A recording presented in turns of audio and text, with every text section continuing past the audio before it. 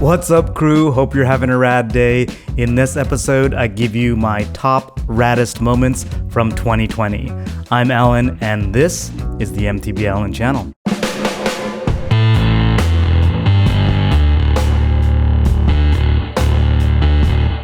I'm Alan, this is the MTB Alan channel, and in this episode, we go back through 2020 and pull out 10 of the raddest moments.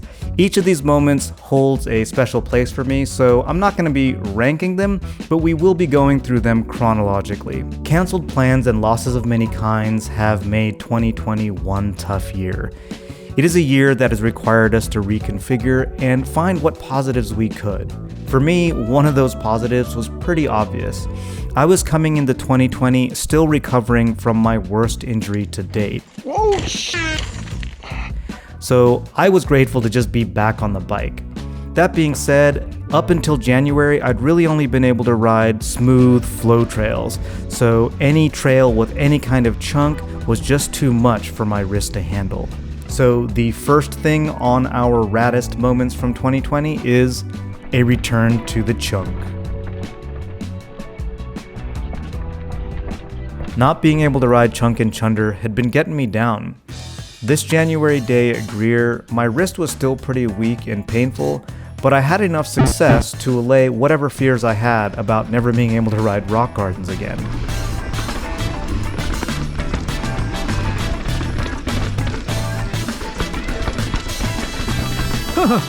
Bonus stoke on this day was introducing Kelly and Katie to Greer and seeing how much they loved it. Go, Kelly. Nice, Katie.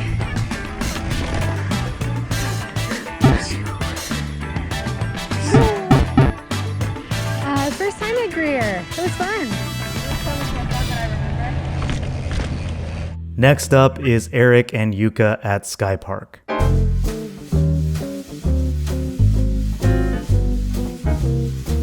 I normally don't take weekdays off to ride, but when Tony, the outsider MTB, invites you to ride with Vangirl Yuka and Eric from BC POV, you don't turn down the opportunity. And we were going to be up riding Skypark. I've loved Skypark since they opened, but introducing two seasoned and well-traveled mountain bikers to that park, I gained a whole new appreciation for it.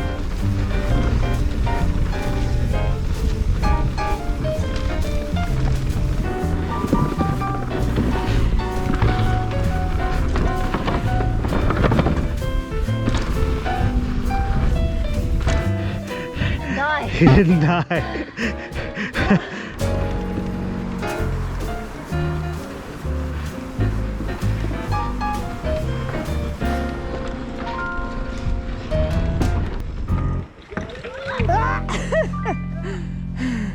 The third rad moment from 2020 was the Path group ride.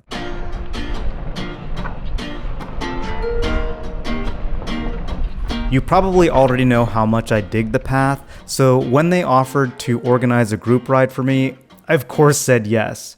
The crew at the Path was rad. They planned the ride, they led, they swept, and they helped make sure it was just a stoked-filled event.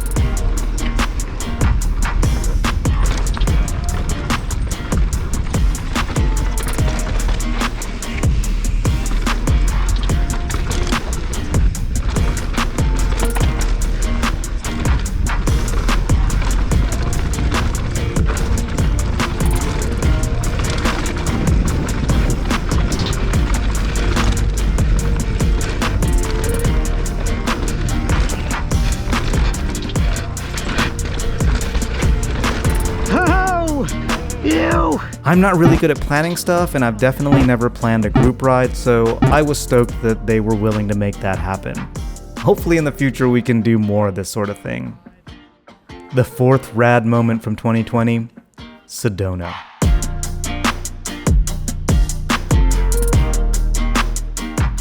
I don't know if I need to say much more than that, but I'm gonna. The Sedona Mountain Bike Festival was my first mountain bike festival, and I've been told it's the best one. And so far, I have little reason to doubt that. Chatting with vendors, eating food, meeting fellow mountain bikers and fellow YouTubers, sharing laughs, And the trails. The freaking trails.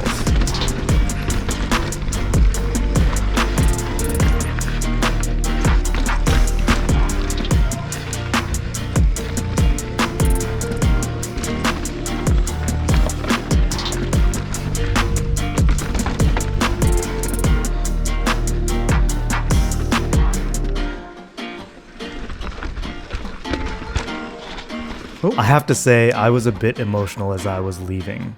Definitely looking forward to next time. Next up is opening day at Snow Summit. If you know me, you know I love me some Snow Summit, and I always look forward to opening day. This year, though, was a bit different. If you've been with the channel for a while, you were with me when I overcame my fear of 650B. You were also with me when I broke my wrist on 10-ply. So I was coming into the season after having been off the bike for a long period of time, recovering from that injury. So I was kind of scared of 650B again. But I knew that whatever I did, I was never gonna ride by that jump again.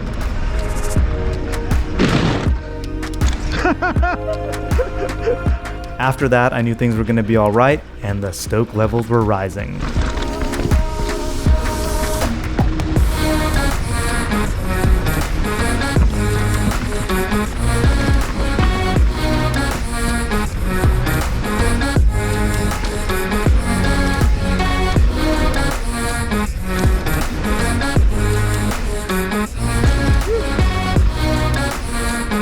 Number 6, skills work. This is not one particular moment or memory, it's more of a period of time during which I was really focusing on my skills work. It started with my time with Kevin Aiello, and that day actually had a couple of pretty fun moments.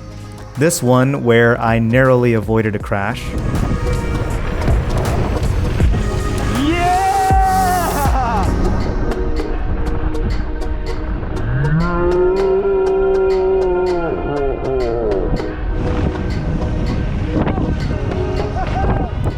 And this other one where I didn't realize there was a crash to be avoided. Nice! Oh!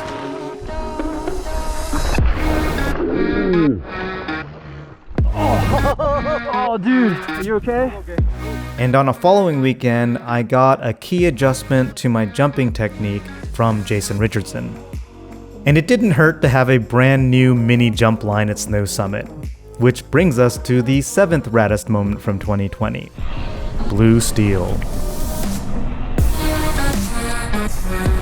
There's nothing like a new trail to breathe new life into your favorite bike park. Snow Summit had seen the building of 10-ply in the previous season, but it was a trail that required a lot of us to strap on a bit of extra bravery before we hit it. When Snow Summit opened Blue Steel, it gave us a trail that any level of rider could have a blast on.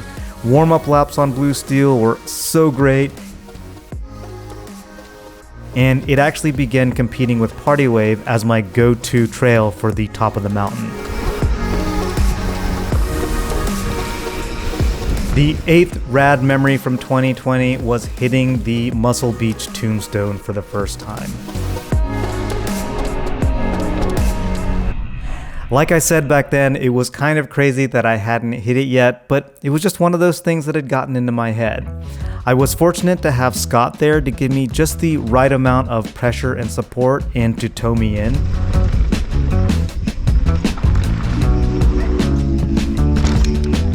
Hey, I hit it! Heck yeah! Of course, my first go was pretty ugly, but it didn't take long before I was coming in with the right speed and clearing it confidently. It's funny how something like that can get into your head. Another such thing is the rock garden at the bottom of Car Wreck in Aliso, which brings us to the 9th rad memory of 2020, Redemption in Aliso. I had one injury in one section of one trail, and let it simmer long enough for that to turn into me tripping out about anything at Aliso Woods. I know, it's crazy. But getting back out there with Tony as backup, hitting those trails, facing that rock garden, and coming through all smiles, that was a rad day. That was fun. Fun one, right? Dang. Fast and quick. Yeah. And that brings us to the 10th and last rad memory of 2020. And this one I'm super stoked on because it is New Bike Day. That's right. This memory is me going down to my favorite bike shop, The Path, and picking up my new bike. I had a few parts from my Bronson that I wanted to switch over to the new bike, so I had taken it down there. And you know what? This episode's already pretty long, and I don't want to just tag this onto the end. How about I do a full episode of this next week? So make sure you're subscribed and you have the notification bell turned on so you don't miss that episode. 2020 has been a tough year, but it has also been a prolonged opportunity to develop gratitude. And like you, crew, I've developed even more gratitude for every moment we get to spend with Tread on Trail. We're all looking forward to getting together more, traveling more, going to events, and I hope that in 2021 we can take the gratitude we developed in 2020 and apply that to everything that we experience in the coming year. Alright crew, you know what to do. Like this video, subscribe this channel, notify that bell, but most of all, have a rad day.